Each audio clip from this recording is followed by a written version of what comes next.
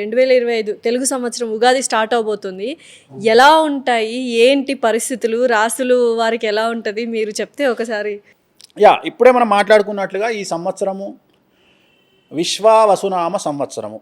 So ఈ సంవత్సరము అతి ముఖ్యమైనటువంటి సంఘటన ఏమిటి అంటే మీనరాశిలో షష్టగ్రహ కూటమి ఏర్పడుతోంది. సో మీనరాశిలోకి షష్టగ్రహ కూటమి అంటే ఉదాహరణ మనం ఒక్కసారి ఏమేమి గ్రహాలు మీనరాశిలోకి వస్తున్నాయి అనేటువంటిది చూస్తే కుజుడు, గురువు, కేతువు మినహా మనకు ఆల్మోస్ట్ ఆల్ శుక్ర, శని, రాహువు, రవి, బుధ, చంద్ర 6 గ్రహాలు మీనరాశిలో ఉన్నాయి. దీన్ని షష్టగ్రహ కూటమి అంటాం. మీనరాశిలో ఉన్నప్పుడు మిగిలినటువంటి ఏ రాశులు ఎఫెక్ట్ అవుతాయి?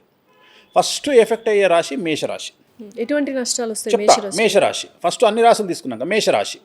నెక్స్ట్ వచ్చి మేషరాశి తర్వాత వచ్చే రాశి సింహరాశి. సింహరాశి తర్వాత తులారాశి. తులారాశి తర్వాత ధనుస్సు రాశి. ధనుస్సు రాశి తర్వాత కుంభరాశి, మీనరాశి.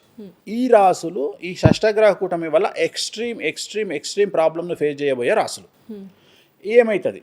ఫస్ట్ వీళ్ళకి వచ్చే ప్రాబ్లం ఏంటంటే ఆర్థికపరమైన పెను నష్టం. రెండవది సమాజంలో చెడ్డ పేరు. మూడవది న్యాయపరమైన పోలీసు పరమైన ఇబ్బందులు. ఇంతకంటే ఏం కావాలి? తర్వాత వాహన ప్రమాదాలు. అన్ని ఆల్మోస్ట్ దరిద్రం అంతా మేషరాశి వాళ్ళకే ఉందంటారు. మేషరాశి అంటే ఇప్పుడు చెప్పిన రాశులన్నీ నేను చెప్పేది. ఇప్పుడు దీనికి కారణం కూడా చెప్పాలి కదా. మేషరాశికి ఎందుకు వస్తుంది అంటే వ్యయంలో 6 గ్రహాలు వస్తున్నాయి. అంటే 12వ స్థానంలో 6 గ్రహాలు వస్తున్నాయి. ఎప్పుడే కానీ జాతకంలో చాలా డేంజరస్ పొజిషన్లు మనకు ఉన్నాయి. ఏంటి అంటే 6, 8, 12. సో ఈ స్థానాల్లో సమస్యలు ఉన్నప్పుడు, ఈ గ్రహాలు ఉన్నప్పుడు డేంజరస్ పొజిషన్లో ఉంటాయి. సో దీంట్లో ఏవేవి ఉంటున్నాయి? మేషరాశికి 12వ స్థానము, సింహరాశికి 8వ స్థానము, తులారాశికి 6వ స్థానము, ధనుస్సు రాశికి 4వ స్థానము. ఈ 4 రాశులు చాలా ఎక్కువగా నష్టపోయే అవకాశం ఉంది.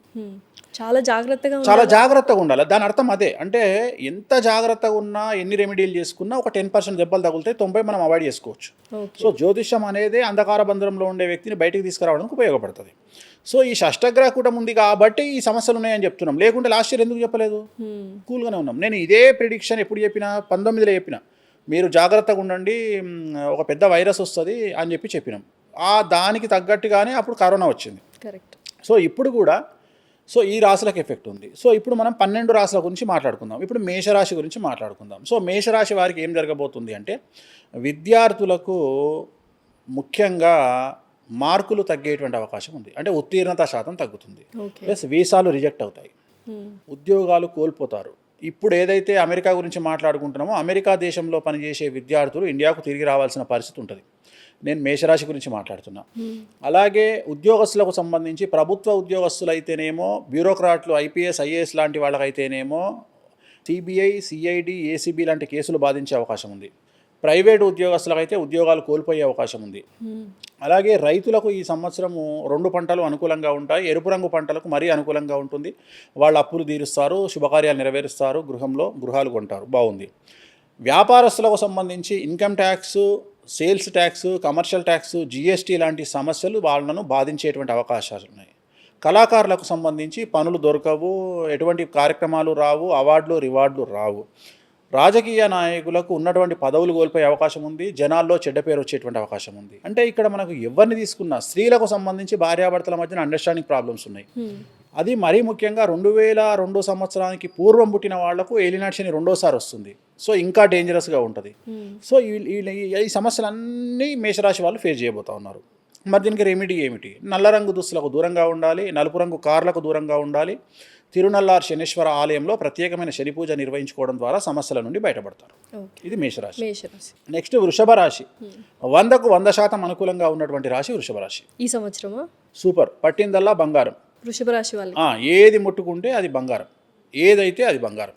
సో వీళ్ళ విద్యార్థులకు ఉత్తీర్ణత శాతం పెరుగుతుంది, కోరుకున్నటువంటి యూనివర్సిటీలో ప్లేస్మెంట్స్ దక్కుతాయి, వీసాలు వస్తాయి, విదేశాల్లో ఉద్యోగాలు వస్తాయి, ఉద్యోగం పర్మనెంట్ అయ్యే అవకాశం ఉంది. అలాగే ప్రభుత్వ రంగ ఉద్యోగులకు జీతాలు పెరుగుతాయి, ప్రభుత్వ ఉద్యోగులకు పై అధికారుల వల్ల మన్ననలు దక్కుతాయి, కోరుకున్న ప్లేస్కు ప్రమోషన్లు ఉంటాయి లేదా ట్రాన్స్ఫర్స్ ఉంటాయి. ప్రమోషన్లలో కూడా ఖచ్చితంగా మొదటి భాగం వీళ్ళకే ఉంటుంది.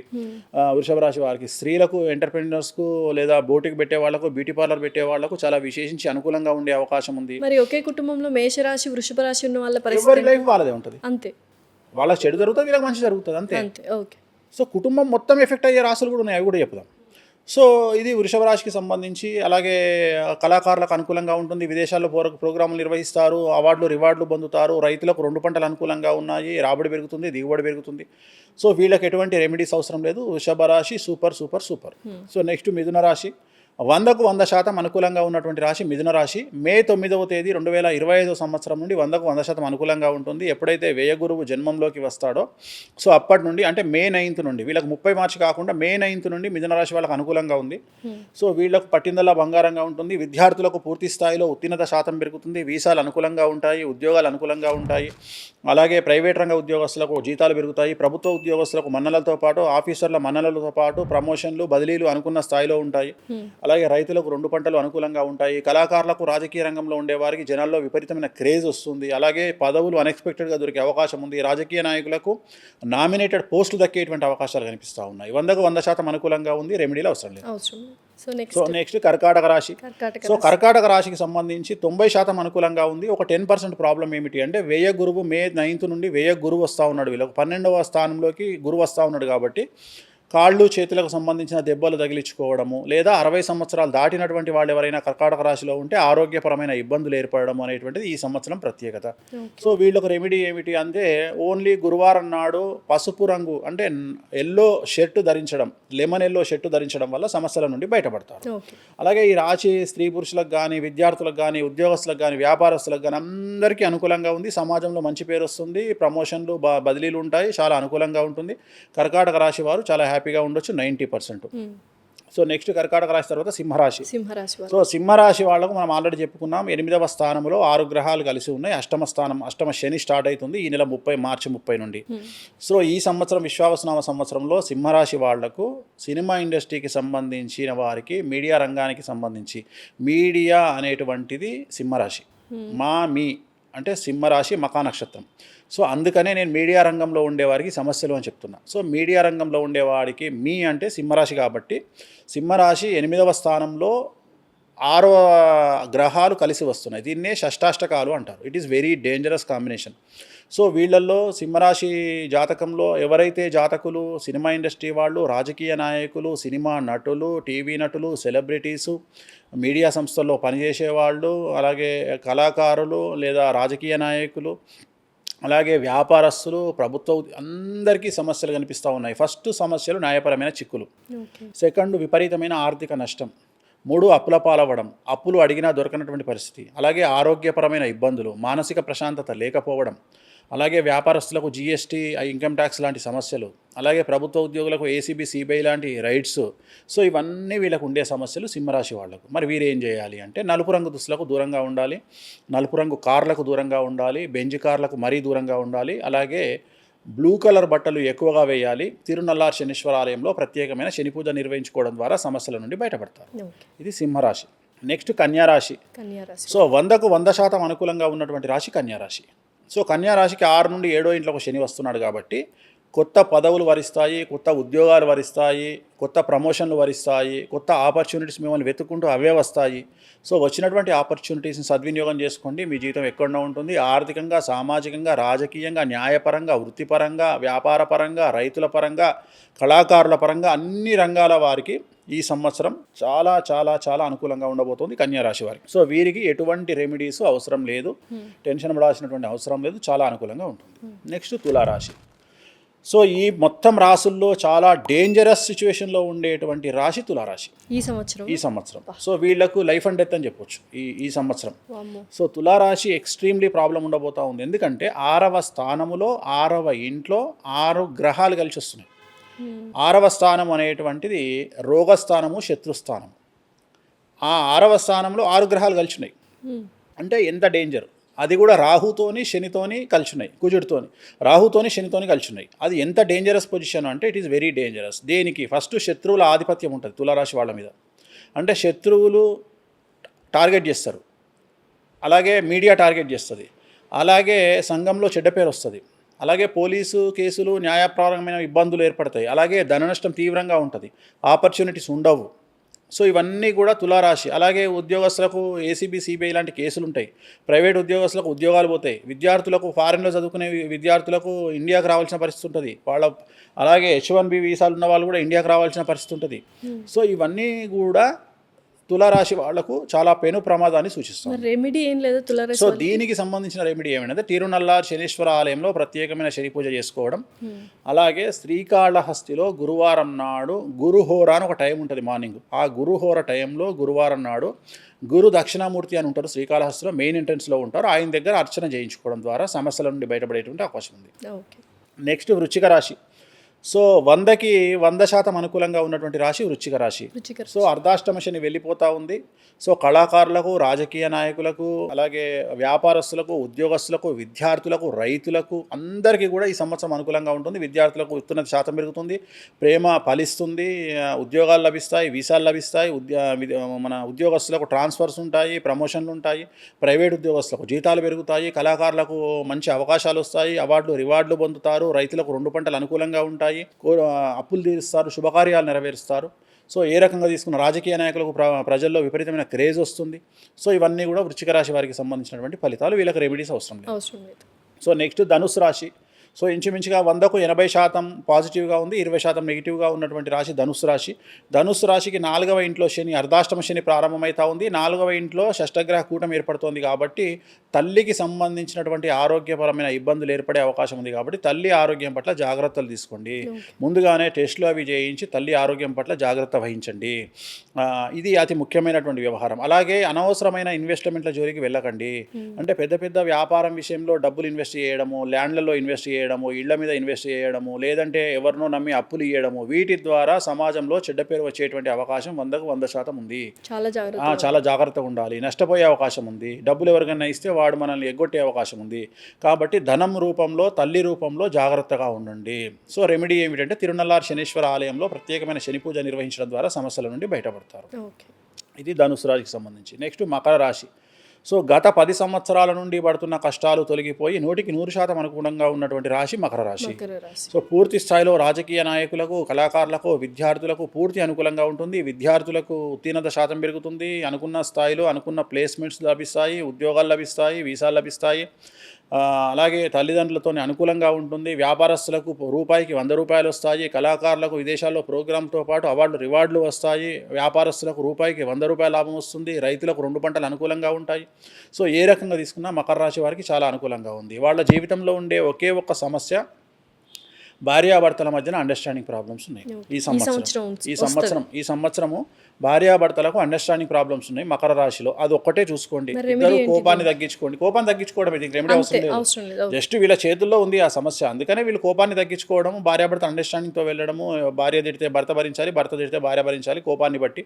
సో అది ఒక్కటే వీళ్ళు చేసేది. ఇంకా వీళ్ళకి రెమెడీస్ అవసరం లేదు. సో నెక్స్ట్ కుంభరాశి. సో కుంభరాశి జాతకంలో 2వ స్థానంలో షష్టగ్రహ కూటమి ఏర్పడుతూ ఉంది. ఏం జరగబోతోంది? ఆల్రెడీ ఏలినాశనిలో ఉన్నటువంటి కుంభరాశి చివరి దశ ఏలినాశని పాట నడుస్తూ ఉంది, 3వది. సో దీంట్లో తల్లి తండ్రికి సంబంధించిన ఆరోగ్యపరమైన ఇబ్బందులు లేదా ఇంట్లో ఏదో రకంగా ధన నష్టం అనేది కనిపిస్తుంది. ఉదాహరణ, కూతురు పెళ్ళో కొడుకు పెళ్ళో చేసి బాగా డబ్బులు ఖర్చు పెట్టిన తర్వాత అది డివోర్స్కి వెళ్ళేటువంటి అవకాశం ఉంది. ఆ డబ్బులు అన్నీ వేస్ట్ అయిపోయే అవకాశం ఉంది. లేదా కొడుకునో కూతురునో ఫారెన్కు పంపిస్తే డబ్బులు ఖర్చు పెట్టి లోన్ తీసి పంపిస్తే అవి వ్యర్థమయ్యే అవకాశం ఉంది. వాడు తిరిగి రావాల్సిన పరిస్థితి ఏర్పడుతుంది.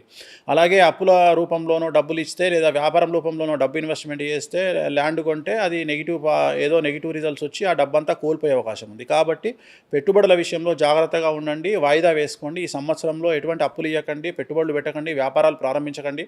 సో దానివల్ల సమస్యల నుండి బయటపడతారు. తిరునల్లార్ శనీశ్వర ఆలయంలో ప్రత్యేకమైన శని పూజ నిర్వహించడం ద్వారా సమస్యలన్నీ పరిష్కరింపబడతాయి.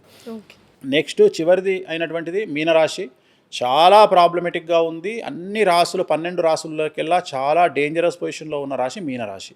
రాజకీయ నాయకులకైతే పదవులు పోతాయి. సినిమా స్టార్లు అయితే విడాకులకు లేదా గొడవలకు లేదా వాళ్ళకున్న ఆపర్చునిటీస్ తగ్గిపోవడము లేదా వాళ్ళ సినిమాలు ఆగిపోవడము, సో వాళ్ళ ఆర్థిక మూలాలు దెబ్బతినడము ఇవన్నీ జరిగే అవకాశం ఉంది.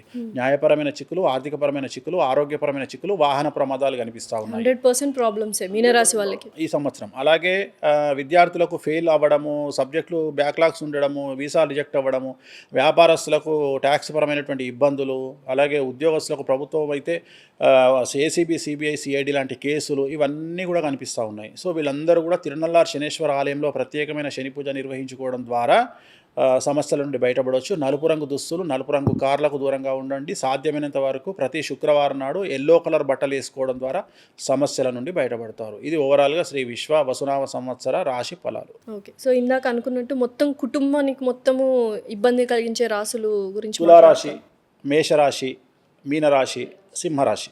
ఓకే. అంటే కుటుంబంలో ఏదో ఒక బ్లాస్టింగ్ అవుతుంది, ఎవరి ద్వారానో ఒక బ్లాస్టింగ్ అవుతుంది. వాళ్ళ జాతకమే కాదు, ఇంట్లో వీళ్ళ వల్ల మొత్తం కుటుంబము ప్రభావితమయ్యేటువంటి రాసులు మేషరాశి, మీనరాశి, సింహరాశి, తులారాశి. ఈ 4 రాసులలో ఏదో ఒక సంచలనం జరుగుతుంది ఇంట్లో ఖచ్చితంగా.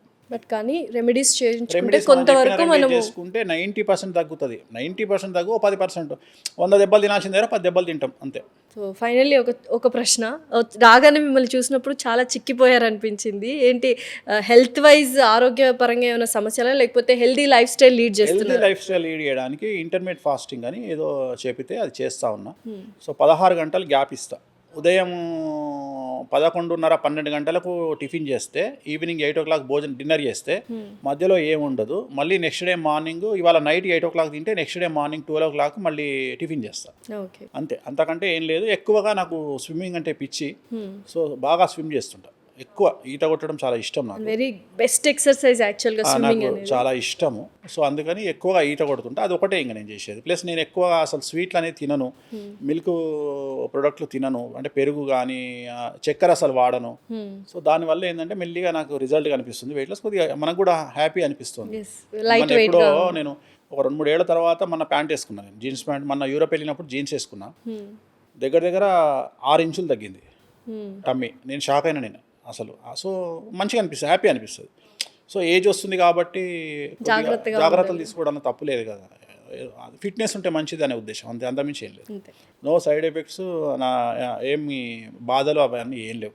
చెప్తుంటాం అవతల వాళ్ళు పే చేసిన దానికి మనం ఏదో చెప్తుంటాం, కానీ మనకేం లేదు, హ్యాపీగా ఉన్నాం, ఏం ప్రాబ్లం లేదు. సో ఓవరాల్గా సినీ పరిశ్రమలో ఉన్న వ్యక్తులకి, రాజకీయ పరిశ్రమలో ఉన్న వ్యక్తులకి ఏమని చెప్తారు ఈ సంవత్సరం? ఏం లేదు, రాజకీయ నాయకులకు చెప్పాల్సింది ఒకటే చెప్పదలుచుకునేది అంటే, దయచేసి ఎలాంటి పార్టీలు మారకండి. ఈ సంవత్సరం పార్టీలు మారే వారికి న్యాయపరమైనటువంటి ఇబ్బందులు ఉంటాయి. ఈ సంవత్సరం మంచి లేదు. సో అనవసరంగా ఒక సంవత్సరం వెయిట్ చేయండి. మారాలనుకుంటే నెక్స్ట్ ఇయర్ మారండి. బట్ ఈ సంవత్సరం అయితే ఎలాంటి పార్టీలు మారొద్దు. పార్టీలు మారడం వల్ల న్యాయపరమైన ఇబ్బందులు ఉంటాయి సుప్రీంకోర్టు నుండి. సో అందుకని దయచేసి పార్టీలు మారకండి. అదొకటే రాజకీయ నాయకులకు చెప్పేది. ఇంకా సినిమా వాళ్ళకి చెప్పేది ఏంటంటే, సినిమా పరిశ్రమకు చాలా చెడ్డ రోజులు దాపురించినాయి తెలుగు సినిమా పరిశ్రమకు. కాబట్టి సాధ్యమైనంత వరకు మీకు సంబంధించినటువంటి మీ పండితులను, మీ జ్యోతిష్కులను, మీ పర్సనల్గా మీ ఇంట్లో పూజ చేసే పూజారులను, పురోహితులను సంప్రదించి మీకు సంబంధించినటువంటి రెమెడీస్ చేయించుకోండి. మీరు అనుభవించే కష్టాలలో 99% తగ్గించుకొని 1% కష్టాన్ని అనుభవించి ఈ సంవత్సరం హాయిగా ఉండండి. వెంకటేశ్వర స్వామి కృప వల్ల సినిమా పరిశ్రమ వాళ్ళు, రాజకీయ నాయకులు కూడా ఆనందంగా ఉండాలి, 10 రూపాయలు సంపాదించుకోవాలి, 10 మందికి తమ యొక్క వాటిని ఫలాలను పంచాలి అని కోరుకుందాం. ఓం నమో వెంకటేశాయ. Thank you so much Venuswamy గారు. Thanks allot.